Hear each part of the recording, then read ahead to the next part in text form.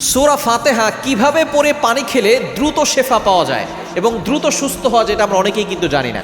সূরা ফাতিহার ভিতরে শেফা, সেটা কিন্তু আমরা অনেকেই জানি এবং নবী সাল্লাল্লাহু আলাইহি ওয়াসাল্লাম নিজে বলে দিয়েছেন এই সূরার কয়েকটি নাম রয়েছে, তার ভিতরে অন্যতম একটা নাম হচ্ছে সূরাতুশ শিফা। এটার ভিতরে আল্লাহ পাক রব্বুল আলামিন শিফা দিয়েছেন। সূরাতুদ দুআ, এটা কিন্তু আমরা নামাজের ভিতরে পড়ি, এই সূরা ছাড়া কিন্তু নামাজ হয় না। এবং সূরা ফাতিহা পারে না এমন কোনো মুসলমান নাই, সকলে আমরা সূরা ফাতিহা পারি। আল্লাহ পাক রব্বুল আলামিন এই সূরার ভিতরে শিফা দিয়েছেন।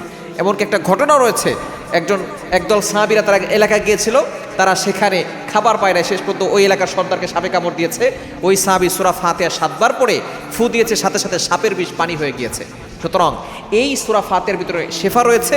এটা যদি একই সাথে আপনি আমল করতে পারেন, অবশ্যই আপনি উপকার পাবেন। অনেকে আছেন জটিল ও কঠিন রোগে আক্রান্ত হয়ে পড়েছেন, কোনোভাবে আপনি শেফা পাচ্ছেন না, আপনি সূরা ফাতিহার আমল করবেন। আপনি সুন্দর করে ওযু করবেন, ওযু করে আপনি 3 বার দুরূদ শরীফ পড়বেন, দুরূদ ইব্রাহিম 3 বার পড়বেন। এরপরে আউযুবিল্লাহ বিসমিল্লাহ সহকারে শুধু সূরা ফাতিহা আপনি 7 বার পড়বেন। এরপর আবারও আপনি 3 বার দুরূদ শরীফ পড়ে পানিতে ফু দিয়ে পানিটা খাবেন। আপনি কয়েকদিন আমল করে যান, দেখবেন এই সূরা ফাতিহার শেফার সূরার মাধ্যমে আল্লাহ পাক রব্বুল আলামিন আপনাকে শেফা দান করবেন, আপনাকে সুস্থ করে দিবেন। কারণ আল্লাহ চাইলে বড় বড় জটিল ও কঠিন রোগ থেকেও আল্লাহ তাআলা আপনাকে মুক্তি দিতে পারেন। এজন্য আপনি একই সাথে আমল করবেন যে আমার রব আমাকে সূরা ফাতিহার মাধ্যমে শেফা দান করবেন। দেখবেন আল্লাহ তাআলা এই সূরা ফাতিহা দিয়ে আপনাকে সুস্থ করে দিবেন ইনশাআল্লাহ।